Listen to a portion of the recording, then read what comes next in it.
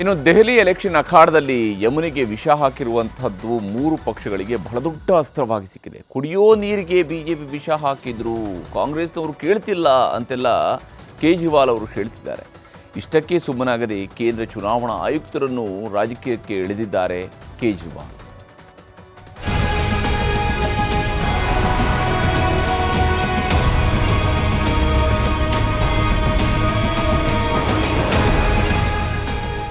ದೆಹಲಿ ಚುನಾವಣೆಯಲ್ಲಿ ಜನಪರ ಕೆಲಸಗಳಿಗಿಂತ ಯಮುನಾ ನದಿ ವಿಷಯದಲ್ಲಿ ಪ್ರಚಾರ ಜೋರಾಗ್ತಿದೆ. 3 ದಿನದ ಹಿಂದೆ ಅರವಿಂದ್ ಕೇಜ್ರಿವಾಲ್ ಯಮುನಾ ನದಿಗೆ ಹರಿಯಾಣ ಬಿಜೆಪಿಯವರು ವಿಷ ಬೆರೆಸ್ತಿದ್ದಾರೆ ಅಂದಿದ್ರು. ನಿನ್ನೆ ಪ್ರಧಾನಿ ಮೋದಿ ಸಾರ್ವಜನಿಕ ಸಮಾವೇಶದಲ್ಲಿ ನಾನು ಅದೇ ನೀರು ಕುಡಿತೀನಿ, ಇಲ್ಲಿರೋ ಜನ, ನ್ಯಾಯಮೂರ್ತಿಗಳು, ಸಂಸದರು ಯಮುನಾ ನೀರನ್ನೇ ಕುಡಿಯೋದು ಅಂತ ತಿರುಗೇಟು ಕೊಟ್ಟಿದ್ರು. ಈಗ ಆಪ್ ಮುಖ್ಯಸ್ಥ ಕೇಜ್ರಿವಾಲ್ ಎಲ್ಲ ರಾಜಕಾರಣಿಗಳಿಗೂ ಯಮುನಾ ನದಿ ವಿಷಯುಕ್ತವಾಗಿದೆ, ಅದೇ ನೀರನ್ನ ಕಳಿಸಿಕೊಡ್ತೀವಿ, ಜನರ ಮುಂದೆ ಈ ನೀರು ಕುಡಿದು ತೋರಿಸಿ ಅಂತ ಸವಾಲ್ ಹಾಕಿದ್ರು. ಬಿಜೆಪಿಯವರಿಗಷ್ಟೇ ಅಲ್ಲ, ರಾಹುಲ್ ಗಾಂಧಿಗೂ ಬಾಟಲ್ ಕಳಿಸಿದ್ರು.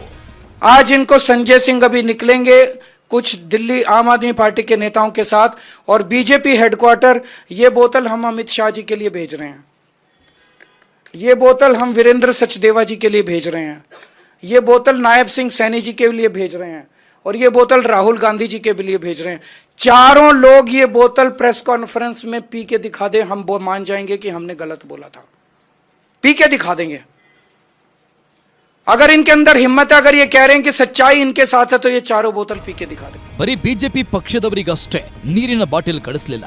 ಸುಳ್ಳು ಆರೋಪ ಬಿಡಿ, ಚುನಾವಣಾ ಪ್ರಚಾರದಲ್ಲಿ ಇದೆಲ್ಲ ಒಳ್ಳೆಯದಲ್ಲ ಅಂತ ನಿನ್ನೆ ಕೇಂದ್ರ ಚುನಾವಣಾ ಆಯೋಗ ಎಚ್ಚರಿಕೆ ನೀಡಿತ್ತು. ಕೇಜ್ರಿವಾಲರಿಗೆ 2ನೇ ನೋಟಿಸ್ ಜಾರಿ ಮಾಡಿತ್ತು. ಆದರೆ ಕೇಂದ್ರ ಚುನಾವಣಾ ಆಯುಕ್ತರನ್ನೇ ಕೇಜ್ರಿವಾಲ್ ಹೀಗಳೆದ್ರು, ನಿಂದಿಸಿದ್ರು. ಯಾವ ಮಟ್ಟಿಗೆ ಅಂದ್ರೆ ಎಲೆಕ್ಷನ್ ಕಮಿಷನರ್ ರಾಜಕೀಯ ಮಾಡ್ತಿದ್ದಾರೆ, ರಾಜೀನಾಮೆ ಕೊಟ್ಟು ಈಗಲೂ ದೆಹಲಿ ಎಲೆಕ್ಷನ್ಗೆ ಸ್ಪರ್ಧಿಸಲಿ ಅಂತ ಚುನಾವಣಾ ಮುಖ್ಯ ಆಯುಕ್ತರ ಮೇಲೆ ಹರಿಹಾಯ್ದ್ರು. क्यों? क्योंकि राजीव कुमार को पोस्ट रिटायरमेंट 28 फरवरी को पोस्ट रिटायरमेंट उनको नौकरी चाहिए. मैं राजीव कुमार जी को कहना चाहता हूं, इतिहास उन्हें माफ नहीं करेगा. जितना कबाड़ा राजीव कुमार जी ने इलेक्शन कमीशन का किया है, मुझे लगता नहीं कि भारत के इतिहास में इलेक्शन कमीशन का इतना कभी कबाड़ा हुआ है. जिस तरह की आज भाषा उन्होंने इलेक्शन कमीशन ने लिखी है, ये इलेक्शन कमीशन का काम नहीं है. अगर राजनीति करनी है, राजीव कुमार लड़ने एक सीट से दिल्ली की किसी विधानसभा से, मैं 3 बोतलें इलेक्शन कमीशन के लिए भी भेज दूंगा. हमारे पास 20 बोतलें हैं, कल रात को हमने लैब में बनवाई है. 20 बोतलों का पानी में 3 बोतलें राजीव कुमार जी को भेज दूंगा.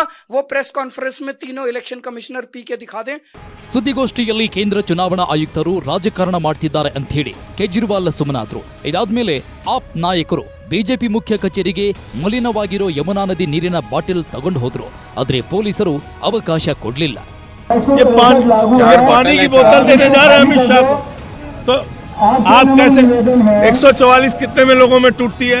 ಈ ದೃಶ್ಯ ನೋಡಿ. ಇಂಡಿಯಾ ಕೂಟದ ನಾಯಕ ರಾಹುಲ್ ಗಾಂಧಿ ಆಪ್ತ ಮಿತ್ರ ಅಖಿಲೇಶ್ ಯಾದವ್ ಕೇಜ್ರಿವಾಲ್ ಪರ ಪ್ರಚಾರ ಮಾಡ್ತಿದ್ದಾರೆ. ಲೋಕಸಭೆ ಚುನಾವಣೆ ಹೊತ್ತಲ್ಲಿ ಇಂಡಿಯಾ ಕೂಟದಲ್ಲಿ ಕಾಂಗ್ರೆಸ್ಗೆ ಜೈಕಾರ ಹಾಕಿದ್ರು ಅಖಿಲೇಶ್ ಯಾದವ್. ಆದ್ರಿವತ್ತು ದೆಹಲಿ ಎಲೆಕ್ಷನ್ನಲ್ಲಿ ಕೇಜ್ರಿವಾಲ್ ಪಕ್ಷದ ಪರ ಮೆಗಾ ರೋಡ್ ಶೋ ನಡೆಸಿ ಅಖಿಲೇಶ್ ಯಾದವ್ ಅಚ್ಚರಿ ಮೂಡಿಸಿದ್ರು. एक एक वोट चुनाव चिन्ह झाड़ू के पक्ष में डालिए और आपका वोट खराब नहीं होना चाहिए. ಇನ್ನು ಬದ್ಲಿಯಲ್ಲಿ ಕಾಂಗ್ರೆಸ್ ಸಾರ್ವಜನಿಕ ಸಮಾವೇಶದಲ್ಲಿ ರಾಹುಲ್ ಗಾಂಧಿ ಪ್ರಚಾರ ನಡೆಸಿದ್ರು. ಆರ್ಎಸ್ಎಸ್ ಬಿಜೆಪಿಯವರು ಸಂವಿಧಾನ ವಿರೋಧಿಗಳು ಅಂತ ಭಾಷಣ ಮಾಡಿದ್ರು. ದೆಹಲಿಯಲ್ಲಿ ಬಿಜೆಪಿ ಅಭ್ಯರ್ಥಿಗಳ ಪರ ಒಂದ್ ಕಡೆ, ಅಮಿತ್ ಶಾ ಮತ್ತೊಂದು ಕಡೆ, ಜೆಪಿ ನಡ್ಡಾ ಭರ್ಜರಿ ಪ್ರಚಾರ ನಡೆಸಿದ್ರು. ಏನೇ ಹೇಳಿ, ದೆಹಲಿ ವಿಧಾನಸಭೆ ಚುನಾವಣೆ ನಿಜಕ್ಕೂ ರಂಗೇರುತ್ತಿದೆ. ಆದರೆ ಪವಿತ್ರ ಯಮುನಾ ನದಿಯನ್ನೇ ಮುಂದಿಟ್ಕೊಂಡು 3 ಪಕ್ಷಗಳು ಪ್ರಚಾರ ನಡೆಸುತ್ತಿದ್ದು, ಯಾರ ಮಾತಿಗೆ ಜನ ಮರುಳಾಗ್ತಾರೋ ನೋಡಬೇಕು. Bureau report, news 18.